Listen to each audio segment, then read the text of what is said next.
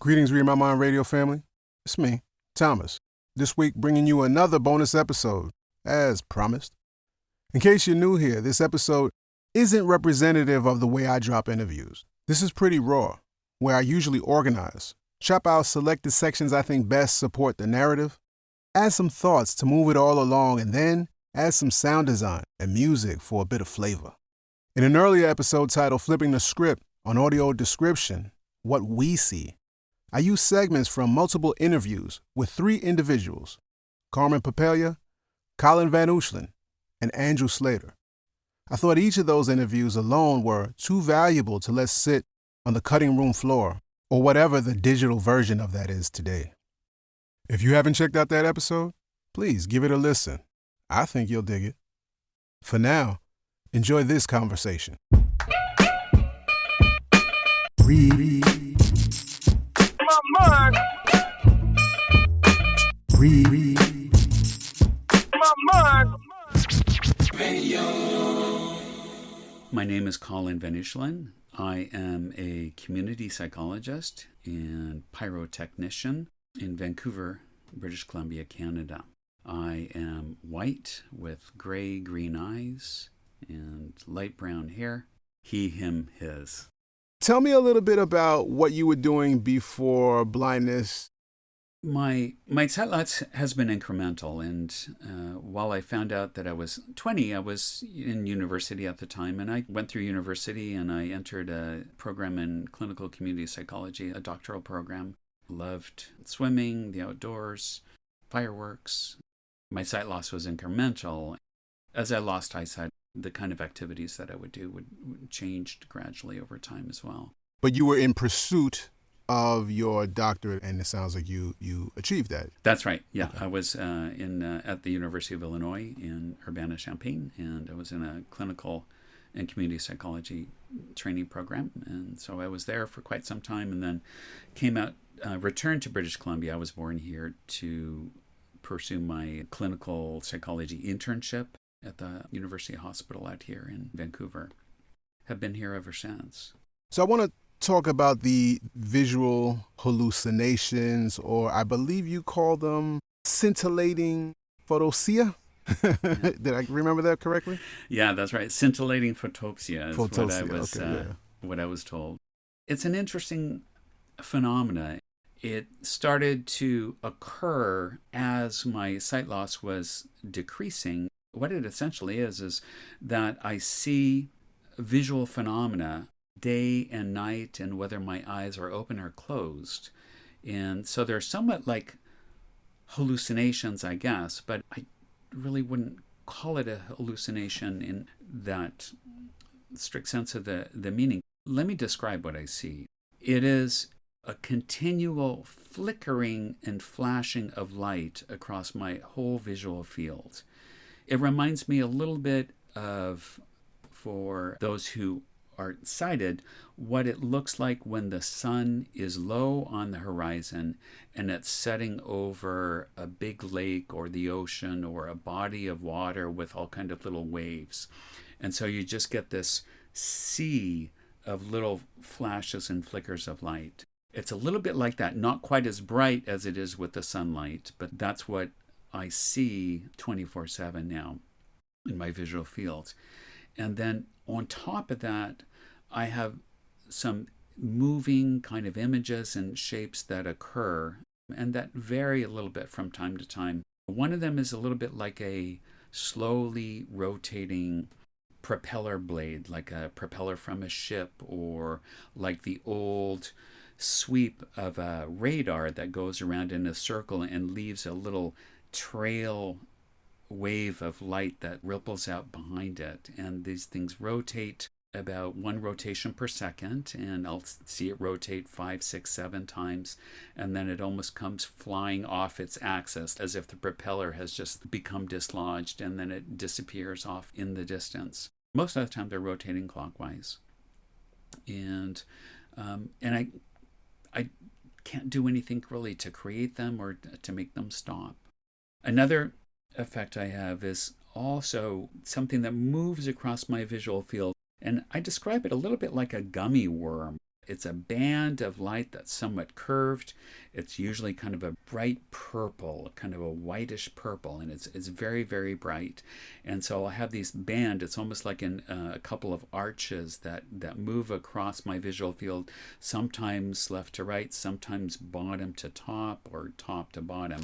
And it just kind of sweeps across my visual field. Do you think that's similar to the floaters? I know folks describe floaters. I had that a long time ago with floaters. Yes, yeah, very, very much. Because as I try to focus on one of these things and like try to track it, then it keeps moving, outside of my visual field, just at the edge of what I would be able to see. And it's interesting because I really see almost nothing now. I can tell, whether there's light or dark, a little bit of light perception, but most of my functional eyesight has deteriorated. I think in terms of this phenomena, one of the most interesting things that I see often occurs early in the morning if I wake up from a dream or wake up in the middle of the night. It's almost as if I'm looking at how it looks if you look at a dry bottom of a lake bed or a stream bed where the water has receded and the sun has dried everything out, and then you have these little cracks that separate these little clumps of land. They're like little islands. And what I see is these kind of little islands, but they're all illuminated and they're kind of a bright greenish color. And then around them it's just black. And these little greenish islands have all these little scintillating, or they're flickering, sometimes with these kind of purple sparkles in them. And these islands seem to grow in size or divide in size and get smaller, and then sometimes cluster together. And sometimes these big clusters will form in kind of a purpley color. And it's beautiful to look at. And it kind of reminds me a little bit of film I used to see when I would see lava as a kid on TV, and I would see a lava flow that had sort of a crust of rock on the surface, or hardened lava on the surface, and you would see in the cracks the bright orange glow below, and it just had that same kind of movement and breaking and coming together and splitting apart. Wow, that's cool. Like yours sound like it has a little bit more texture than mine, and what I notice is the movement. I don't have movement, like the floating. That does not occur for me. So that's really interesting. Yeah. What do you feel about this phenomena? Do you think there's anything to it, or is it just random? Do you make any connections ever? I think there is a lot to it, but that's just because I have from my training in psychology, I understand a bit about how vision works and the brain, and our sensory information is kind of combined through the photoreceptors of our retina. But I think for me, in terms of other kind of meaning that it has, I don't mind it. In some ways, I describe it a little bit like ringing in the ears, if you've been to something that's been quite loud, or, for folks who have some hearing loss or whatever, like that it's constantly going. It's difficult to escape from, but it's not unpleasant for me. It's just part of the background of my day-to-day life. And I find it somewhat interesting insofar as it also reminds me a little bit of fireworks. As a pyrotechnician in training, fireworks is an art form that I've always loved, long before I knew I was losing my eyesight, and I still like it. The flickering of it, the brightness of it, the high contrast of it, and that it is an effect that you wouldn't otherwise see every day. I think in terms of meaning, it's kind of about that, and sometimes it just makes me smile. If it's particularly vivid, like sometimes I'm just like, wow, it's amazing that I'm able to see this in the context of not being able to see much of what's around me anymore due to my sight loss. And then sometimes if I sneeze, it's almost like they're activated, or the intensity or speed or brightness is increased. And so I'll get these, earlier I described these like worms that will move, across my visual field, like moving arches. And they will sometimes, repeat one after the other. 1, 2, 3, 4. And they're all rising up in succession, and they're quite bright. I think there might be something just to a reflection of the physical stimulation that's going on at that moment. I didn't even think about the fact that you were a psychologist, because when I was thinking about these visions, I start to sometimes look at the shapes and stuff. What is that called? The Rorschach test with the ink blocks? The Rorschach is the ink blot. Yeah. And I started to like try to figure out, okay, what am I seeing in this shape? And I'm not going to get into what I see. Yeah. Good thing. That's called a projective test, because you're projecting into the image you're looking at, whether your interpretation, and it's supposedly reveals a lot about your inner workings. Yeah, so, that's why I'm not going to say what I see. Fair enough. But it sounds like scientifically that there's probably because like you said, it's project. I mean, you could project on anything. Sure. Yeah. I don't think it has particular specific meaning, and so in that regard, I think it's a somewhat random kind of activation of our nervous system to fill in the space that's left behind with the degeneration of the photoreceptor cells. But it's kind of fun. I sometimes wonder: is it related to something that I'm feeling? Is it related to anything about my life? Is this something that I'm not consciously thinking about? I guess scientifically that's probably not the case, but I kind of still like to hold on to it, and wonder. Yeah. Sounds like a whole line of psychological research that we could get into. It's very interesting.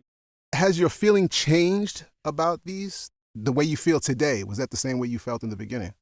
No, I think at the beginning it was a bit more of an annoyance. It was almost like a see-through screen that was between me and the outer world that I was still able to see at that point, so I could see mountains and trees and faces of people, and then I would have this sort of display in the foreground over the top of it, of this constant shimmering and flicking and whatnot. So it was a little bit more annoying at that point because I couldn't shut it off. Mm-hmm. But now, as the rest of my visual field, my capacity to see what's out and around me has diminished, this has become more of, okay, well, this is what I have available for me to see now. It's really not an annoyance. It just feels so familiar. It's always there.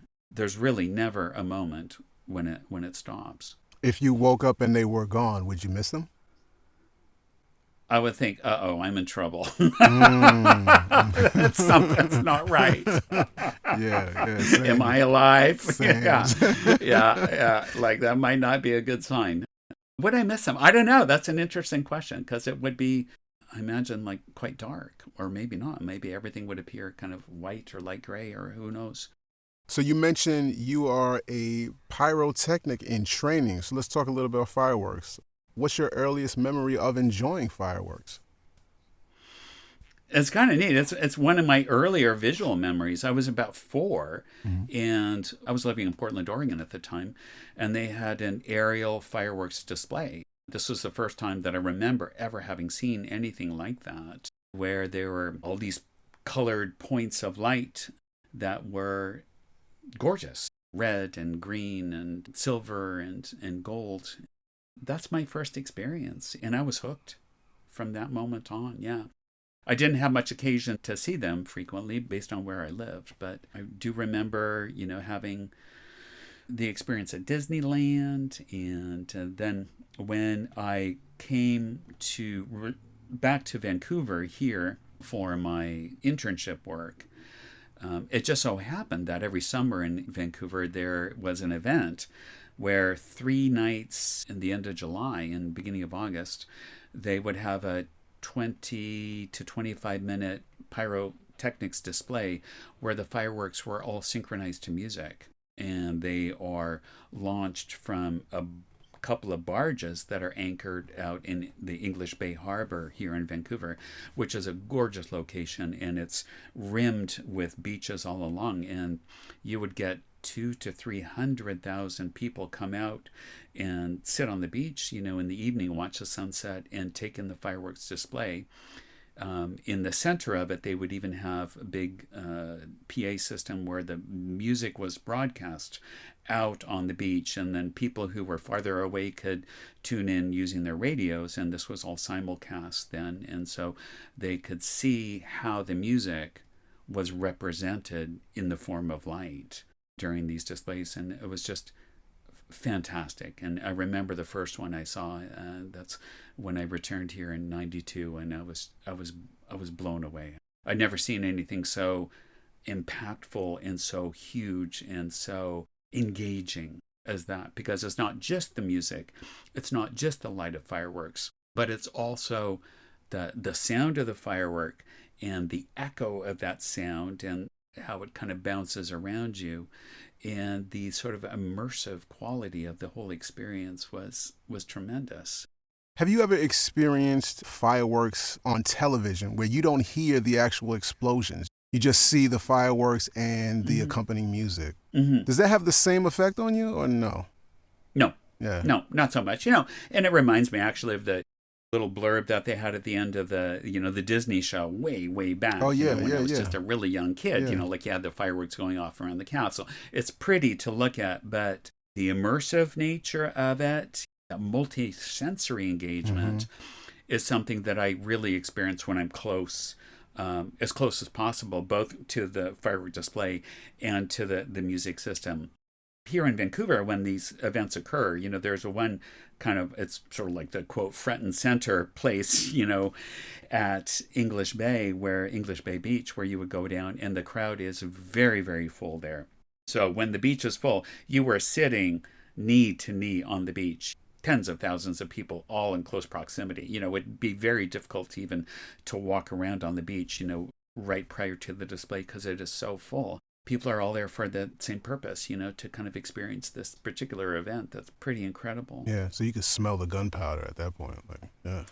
Sometimes you can smell the smoke. Yeah, it depends on the direction of the wind, you know, but it's really it's kind of that sonic engagement, and I tell you, there's another part of this that I think is really interesting, because it's a feeling sensation too, and it's about what I call resonance. And I think these are these moments when the artistry of what I'm beholding or witnessing touches me in a way that it just gives me goosebumps. If I can tell you just a bit of a story about how this occurred to me once here, that just really got me to pay attention. I was at English Bay. I was with a close friend and fireworks describer, Brad. And, you know, with 200,000 people on the beach all around you, you know, there's a lot of chatter and conversation that goes on during these fireworks shows. But there was a moment when the music was kind of quiet and the fireworks were kind of quiet too, kind of muffled sizzling sound, and just muffled kind of the sound of the shell breaks as they were breaking in the air. And the crowd grew entirely silent. I had this feeling like that something amazing was going on, and nobody was saying a word. And so I leaned over to my friend Brett and I whispered and I said, "Brett, like, what's happening?" And he leaned back into me and he said, "It's burning tears. It's thousands of burning tears just slowly dripping down from the sky." Wow. Yeah. And do you feel that? Yeah. I get you. I get you. So that feeling I have, and I have it now just saying the story again, of the kind of tingles that went cascading through my spine, you know, and over the surface of my body. It's that kind of experience that I love. That's the kind of experience that I have often in the moments of tremendous beauty, you know, like in the presence of art, whether it be music or a fireworks effect such as this one, which was these kind of long orange reddish tendrils of light that were just dripping down all through the sky. I call that resonance because I think there's something out there that is touching something inside of me, and I feel this kind of moment of connection and communion with it. And I think these experiences are heightened when we're in the presence of other people who are witnessing the same or experiencing the same kind of moment together with us. And I think there's this kind of transpersonal energy field that's created by it. For me, I love it. So I will seek out experiences where this is likely to occur. Going to performance of one of my favorite musical, you know, groups, or going to the fireworks, or whatever, you know, communal shared singing, you know, choir, that kind of thing. It's about feeling, eh? It's a feeling that gets activated in us, and so it's not just what's happening out there. It's about sort of my own sort of connection to it that I love, and so I think that's one of the big drivers for me. One of the reasons that I love this art form is I often get that feeling. Wow. You know, it's funny because I think that answers this next question in a way. What led you to believe that you could enjoy fireworks without sight? And so the fact that you can feel it and you still get that Mm-hmm. feeling sounds like it. But yeah, Yeah. what led you initially to think that? I was involved with an organization here in Vancouver called Vocal Eye Descriptive Arts, and they describe artistic and cultural events, usually live performance art, to make it more accessible to people from the blind and low vision community. Primary for them was describing theatrical performances, which would be great because folks with sight loss would be in the audience and have a little headset on and would hear audio description of the action that was occurring on stage that was important, but that they might not be able to see with a describer, narrating it as the action unfolded. So I approached the executive director, Steph Kirkland, and I said, "Hey, Steph, would you be willing to come down and describe the fireworks?" And she was up to the challenge. And she's, we of course talked about how this was an unusual thing, but she did a bit of study about it. And by this time in my life, I had also assembled a bit of a vocabulary list and a glossary of terms. And so I would coach describers who were going to describe for me what the different shapes and names were of specific effect types. There's one that's called a chrysanthemum, and that is a spherical effect where you see little trails of light behind the stars as they move out from the center point, a little bit like a dandelion that's gone to seed, if you've ever seen one of those. There are other effects that are more like a shooting star, with a long trail of sparkling light, and these are called comets. And some are called willows because they look a little bit like a weeping willow tree or a palm tree. And so each of these characteristic effects has a unique label or term that kind of refers to the form or shape that the firework takes in the sky, albeit quite briefly. So coming back to Steph, so she came down to the beach to work with me, and she was describing the effects, and she was using the vocabulary that, we both understood, and describing the color and the changes of color. And these things are all very dynamic, right? And changing quite quickly over the course of a display. I often use a metaphor. It's like describing a flower bouquet where the flowers are constantly changing size and form and shape and color and arrangement. It's impossibly difficult to do in words, but just even focusing on one flower or one particular kind of arrangement is worth it if you're losing your eyesight. And I think for me, I was yearning to stay connected with this art form that I so appreciated, but was losing touch with just because of the ongoing demise of my eyesight. And so there was this one moment on that evening that Steph was describing kind of a little cluster or clump of stars that seemed to be slowly drifting down. And I was trying to kind of comprehend, well, okay, how quickly is that moving in the sky? And I asked her to trace it out on my skin using her fingers. And so she traced it out on my forearm, the speed of this descent of this cluster of stars. And just her doing that gave me goosebumps at that moment, because I thought, this is how to do it. Because with the tactile gesture, she could convey the movement and the speed and somewhat of the character of the light in ways that words were unable to capture. And we spoke about that, and she too had a comprehension of that as just through that physical gesture of the movement that there was some potential to explore. And so over the course of the next year, she explored that, in collaboration with me. And that was the genesis of the description technique that subsequently became known as fingerworks for fireworks.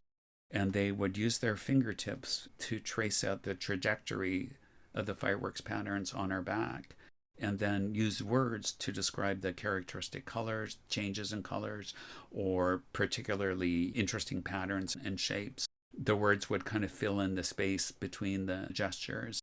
Between the two of them, hearing the words, feeling the tactile description on my back, and then hearing the effects of the fireworks themselves in the sky, coupled with the music, the soundtrack for it, it was a really nice way. It kind of started to reconnect me with the art form in ways that were helping to compensate for my sight loss.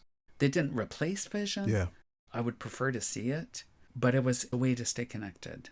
And so that's become a foundation for my continued exploration in what I call cross-sensory translation. It's like, how can we translate something from the visual modality into non-visual modalities so that we kind of stay connected with it and maybe brings a new perspective on it, a new way of engaging with it as someone who's, such as myself, who's now blind. With the finger works, would a describer reflect intensity with the weight of their fingers on your hand, or are you getting intensity from the sound of the explosions? The sound of the explosion doesn't necessarily map on to the intensity of how bright the effect is, unless it's like what's called a salute, which is just like a big bang, like those are and those often occur at the finale at the end of the show. But with the intensity of the touch of your fingers, yes, you can convey that, the brilliance, the brightness of it.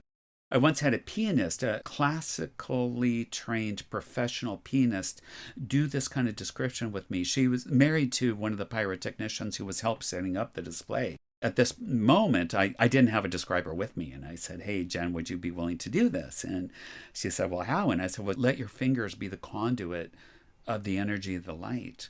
And she was great at it. Even without using words, she was able to convey so much of the character and the color and the emotion of that display based on her touch and the elegance with which she was able to use her fingers and their movement and the delicacy of the touch at moments that were really kind of delicate in terms of the effects.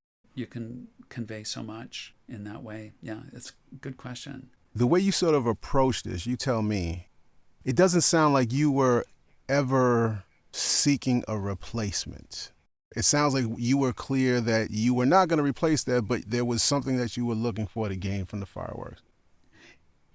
It was reaching for anything to enable me to stay connected with the art form. And so that morphed over time, so it just started with friends who were giving sort of the verbal description, and at that time I was still able to see the colors, but couldn't really distinguish some of the shapes or the dimmer effects, teaching the vocabulary, and then kind of that description got more and more involved, then bringing, vocal eye and the tactile gestures. And then when Brett had that phrase, burning tears dripping down, that just really opened up the window to kind of also comprehend what is possible with evocative description, that's almost like poetic in that way, that can still sort of activate my own sense of my own resonance with the art.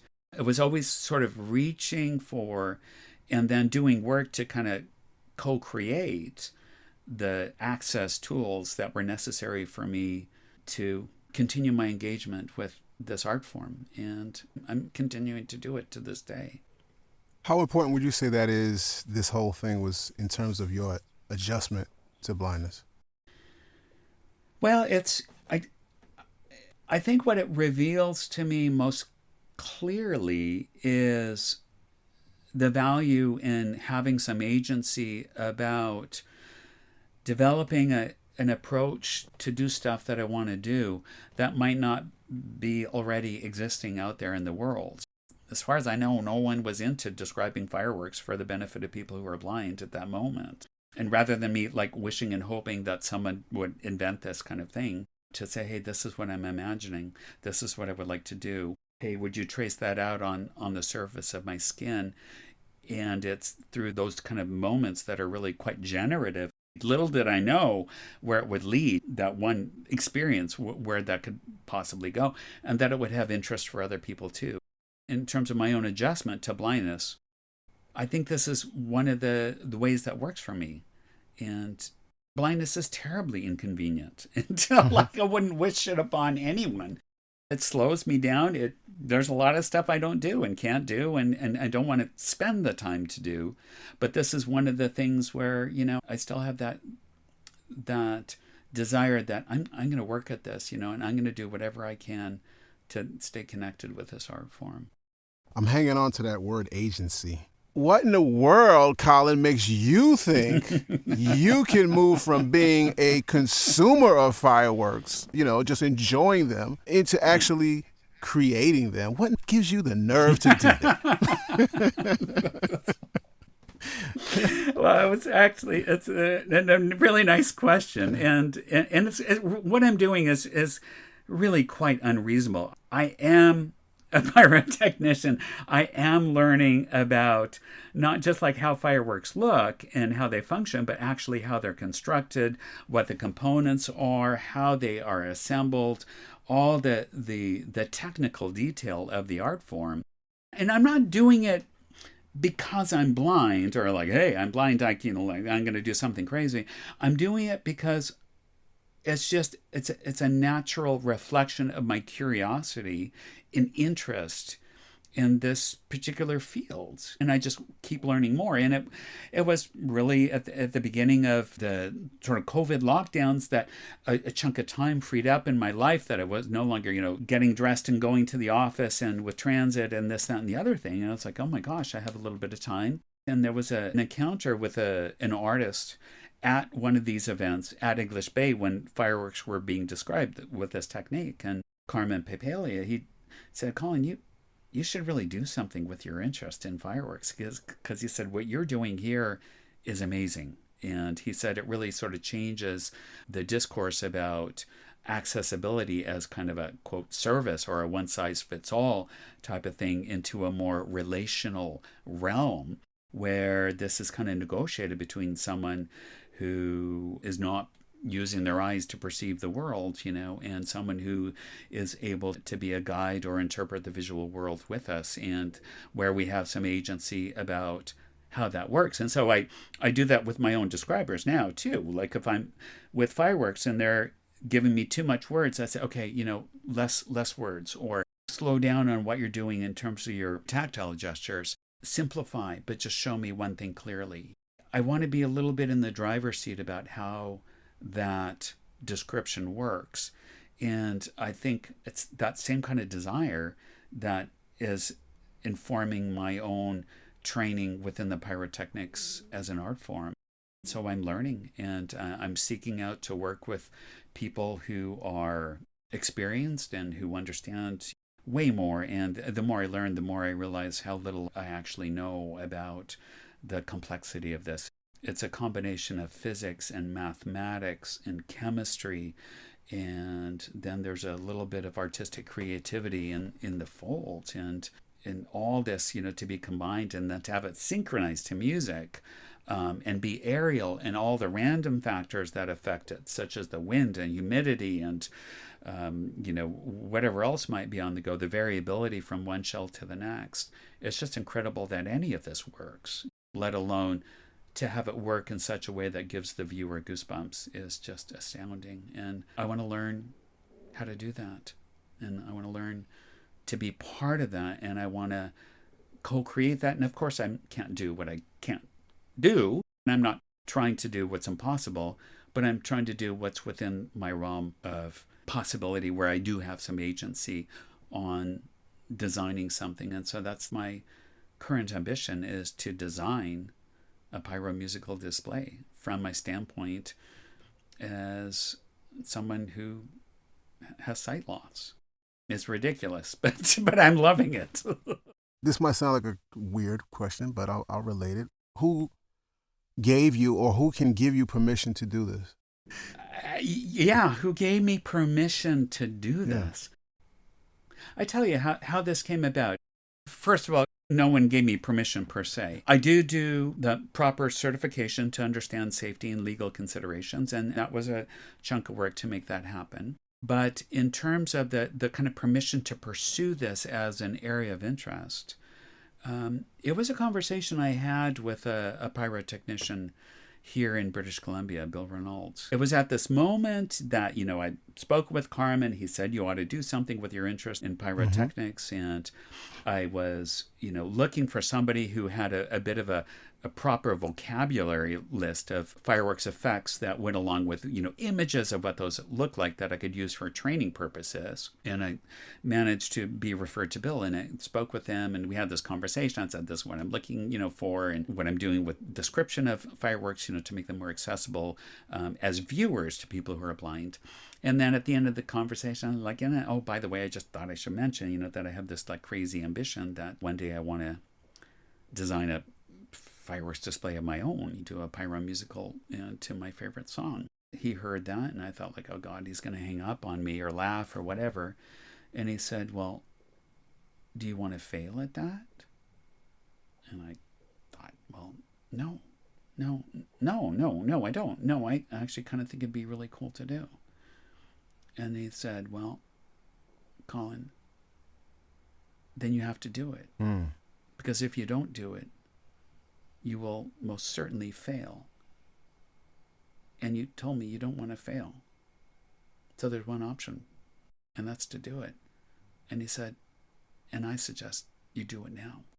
And it was one of those moments that just it gave me goosebumps again, you know, and it just, my heart started to pound. I started to kind of get sweaty, and I thought like, and I just knew like, he's right. You know, like he's right. If I'm going to do anything with this crazy dream, which had been floating around my head for years, you know, like, oh, one day wouldn't it be cool if, you know, and in the meantime I'm going blind, and it's this kind of lovely fantasy, kind of a bucket list type of thing, but never really, really seriously thought, yeah, I can actually, didn't really believe in myself that I could do this. Yeah. And I think it was him that kind of kickstarted me into seeing, okay, well, what would it take to make this happen? And so I wrote some grant proposals with assistance from people who knew way more about the arts field. And as Carmen told me, he said, Collin, you're an artist, and your biggest problem is that you don't know that, you know? And I kept thinking, yeah, I thought I was a psychologist. And he said, you need to just embrace your artistic side. And he said, and I think you can go somewhere with this. And so wrote some grant proposals, and lo and behold, they were funded. And at each step of the way that I took, doing the next kind of unreasonably ambitious thing, the door would open up for me. And step by step, person by person, contact by contact, communication by communication, I've just been led forward, going deeper and deeper into the heart of the very thing that I want to have come together in my life. I'm in the midst of it now, and it's just amazing. And it still feels completely unreasonable to be doing what I'm doing.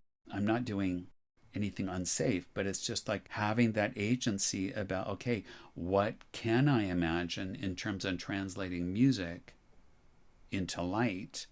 And then the challenge is, how can I translate that to my sighted coworkers who will be working with me, who are going to help me navigate what specific firework effect would create that kind of a pattern of stars, or that kind of a feeling, or that color of sparkle with that, you know, delay or the length of time it stays visible in the sky. Yeah. And that's where I'm relying on people who have that kind of wisdom of experience and knowledge to work with.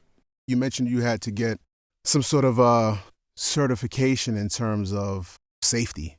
Outside of that, is there any other certification, any other governing body that's getting in your way of trying to do what you're doing? No.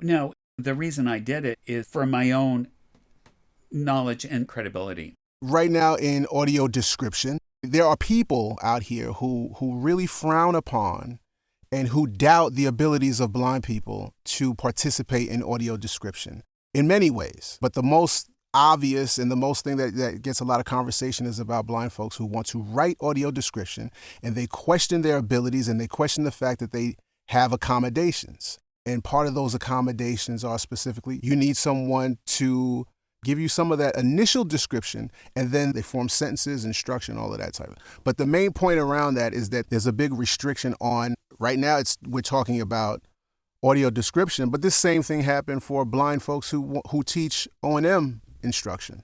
People doubting our abilities. That's right. And that's what it comes down to. Any thoughts on that? Many, because I do think that doubt in our own ability and our own agency to make choices about how we want to engage with the world around us, what we want to teach, what we want to do, how we want to have access to information or experiences in our life. Yeah, I think we're often looked to as sort of in a dependent position or role. I still experience it today. If I go somewhere and I'm with a sighted person, the handler, the ticket taker, the gate agent, whatever.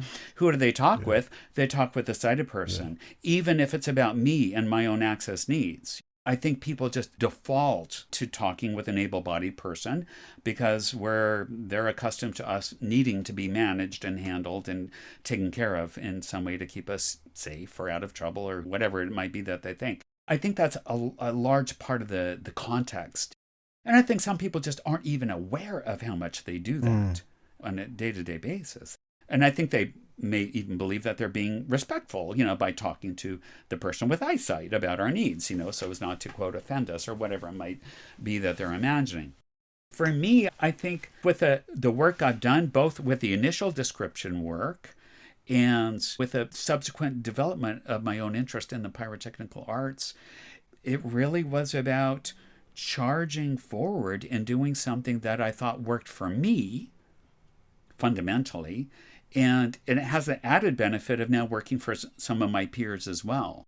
Even with the description work that I did with Vocal Eye Descriptive Arts here in Vancouver and the Fingerworks for Fireworks technique, when there was interest in it from the media, they would always go immediately to Vocal Eye about sort of as the source, as the genesis for this work. And I was the one who said, hey, how about describing fireworks? Hey, how about tracing this out of my arm?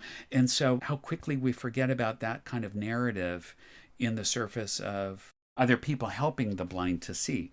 And not to discount the huge benefit and import and gift that is, that there are people who will describe for me and with my peers and for my peers and bend over backwards to open up experiences and possibilities to us that we would otherwise miss. I think it's lovely. I do. And I think that there are ways that we ourselves also can have agency in navigating what that can look like. For me, I just started to develop what I was doing. And with fireworks, I started to experiment with how can these things be represented in tactile three-dimensional models. And I found a volunteer to work with and say, okay, I have a block of styrofoam here. We have a bunch of pipe cleaners and these little sticks and plants and whatever to represent shapes of different fireworks. And what can we do to represent the shape of effects so that they work for me and they might work for other people in terms of telling people how to recognize one firework effect from another. I think it comes down to agency, Yes, and yeah. And that sometimes we just have to do it, and people will like, hey, wait, you can't go there. Watch me go, here I go. Yeah, watch me go. How can folks watch you go? How can we stay in touch and stay in tune with what you're doing and learn more and follow along and all of that? While I do a tremendous amount on my own, one of the things I haven't really well developed is any kind of a presence on social media or the like. My hope is one day that will come together. The display I'm working on will be called Awaken in Light. Awaken is the name of the piece of music. It's by the progressive rock group Yes, written in 1977. In Light comes about because of the representation of this music in the form of light.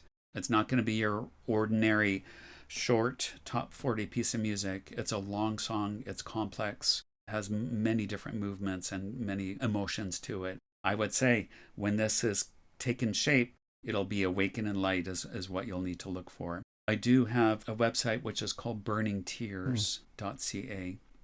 This is a website where we talk about the power of words to describe dynamic art such as fireworks and my exploration of it in a project that I've been working on over the past year and a half. Thanks for listening. Remember, there's lots of episodes in the archive.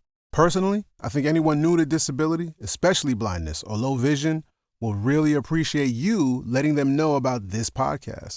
If you're a real friend or family, you need to stop everything and let them know how they can follow the show. Read My Mind Radio is available wherever you get podcasts, transcripts, and more, or at readmymind.com. Just be sure you let them know. That's all. To the E-I. D, and that's me in a place to be. Like my last name. Peace.